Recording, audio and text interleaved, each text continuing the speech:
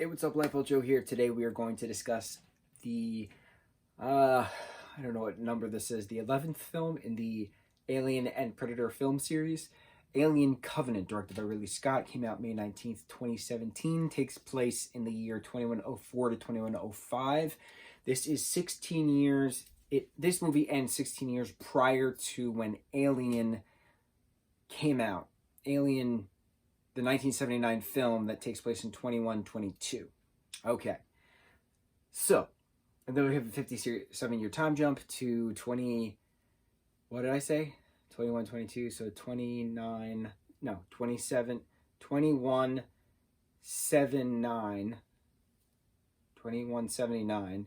And then there's a 200-year jump to 2379, but this one is 2104 to 2105. Now, this is 10 years after the events of Prometheus. The ship Prometheus crash landed on that planet. Elizabeth Shaw and the cyborg David had to find a way to get off the planet, so they take one of the creators' ships to instead of going back to Earth, find the creators. So this film, we have the ship Covenant. And Covenant is a colonization ship. There's 2,000 colonizers on board. There are, 1,800 embryos. And there's a, crew of 20-something. They hit a solar flare. The American version of David is named Walter. Michael Fassbender plays both, but Walter has an American accent. David has a British accent. David was made by Wayland himself, who's British. And he thought David as a son at first. And then the American mass-produced version of David is called Walter, who has an American accent. So there's the difference. And there's a difference between the two of them because David was thinking too much for himself on his own to create, and Walter just does what he's told, kind of a thing. Doesn't really question it. There's a lot of information in this movie. I liked Prometheus more than this one, but I loved the ending of this one. And I don't know if we're going to have another Alien film, only because, Disney bought 20th Century Fox, and Alien and Predator films are 20th Century Fox properties, which are not Disney properties technically, but like a Disney Predator movie or a Disney Alien movie, I don't know how they're going to do it because it has to be rated R. You can't have a PG-13 film unless this is PG-13? No, there's too much blood in this. I don't know. But I'm curious if Michael Fassbender will come back as the character of David, who's incognito at the moment as Walter. Very, very interesting twist of an ending. So, Covenant is hit by a solar flare, give or take. And the entire ship is going to this planet called Origai 6. And they prepared for it. They're going to colonize it. They're terraforming it. They're going to colonize it, whatever. And after this solar flare incident, certain pods were broken apart and certain crew members died and certain colonizer pods broke. But lo and behold, there seems to be not a distress signal, but a rogue signal of the Take Me Home song.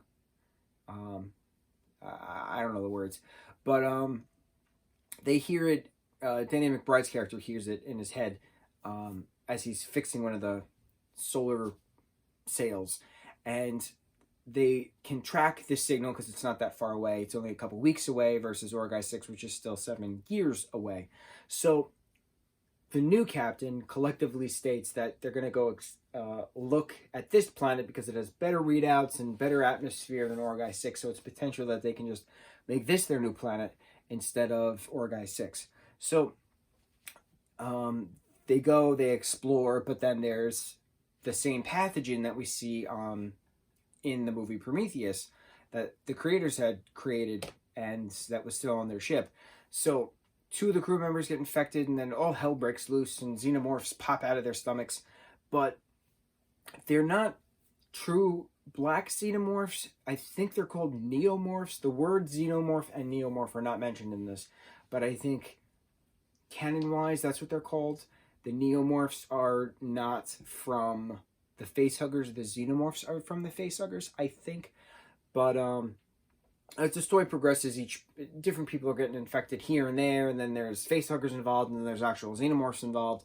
And David is on this planet in the ship and has this grave site for Elizabeth Shaw, and he claims that she died when the ship crashed and the pathogen was released as the ship was crashing on this planet.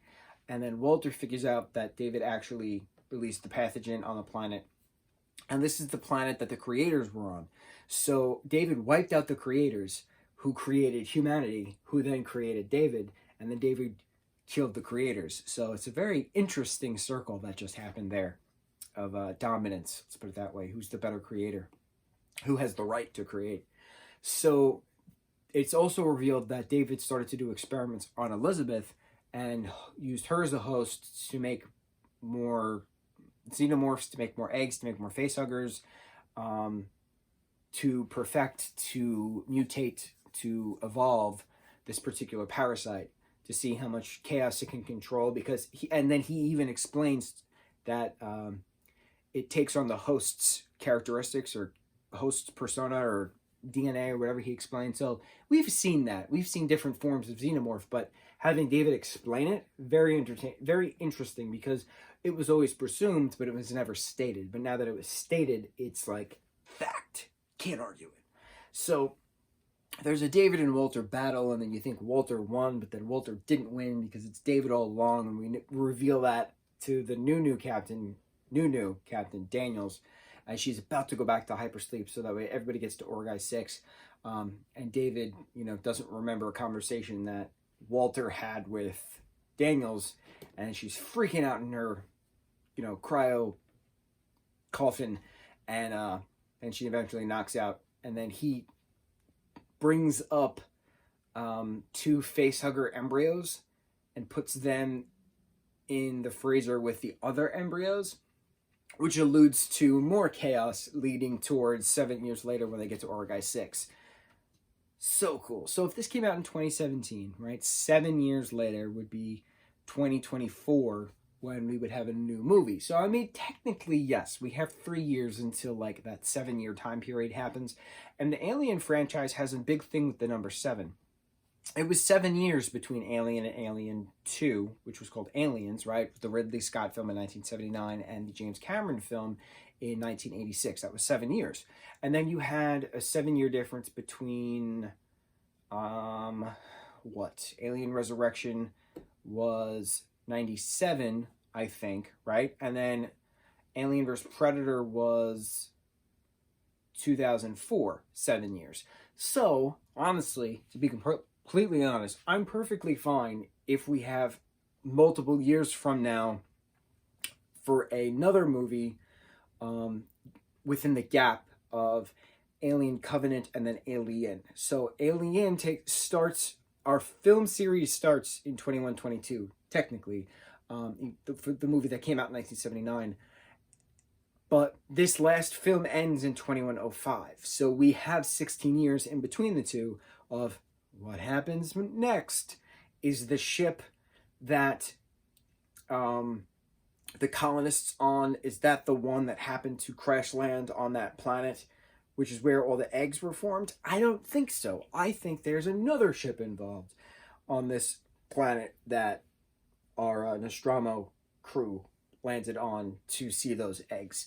So David is the one who's engineering a lot of the alien facehugger egg stuff, right, that we've seen in the Alien sequel films. But we also know that the Predators are also engineering their own xenomorph facehugger eggs and embryo things as well. So this parasite of a xenomorph or a neomorph is very easy to manipulate, apparently, if Predators can control the genomes to, keep having these rituals and hunting excursions, as well as David, a cyborg, being a zoologist, basically, to figure out the biology and the mathematics to create more parasite. And it's interesting that the creators are no more because David killed them all. So yeah, it's a very interesting circle as we go all around the bend. Now, that's the last Alien film as of right now. And we have one more Predators film to watch. So we're going to watch that. We're going to talk about that. And then we're done with the 12 films. I can't believe we did it. I can't believe how much information's in my mind right now, especially with this timeline. But timeline is important. Timeline is very important with these kinds of films. And I didn't know the timeline. And that's why I never saw Alien Covenant in theaters, because I didn't give a shit. Because when I saw Prometheus, I was like, what is this nonsense? But now that I've seen everything and it's all fresh in my mind, I get it. It makes sense. We're good.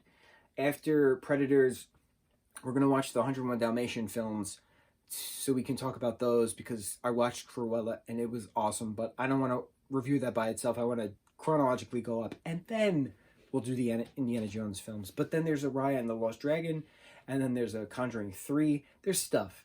We got a lot of stuff to talk about. A lot of stuff to talk about, but we're good. We're good. Categorizing. No, I don't know. It's late. The caffeine's not kicking in. It's been a long day. May 31st. Good times. Okay, rambling. On to the next film. Mucho mahalo.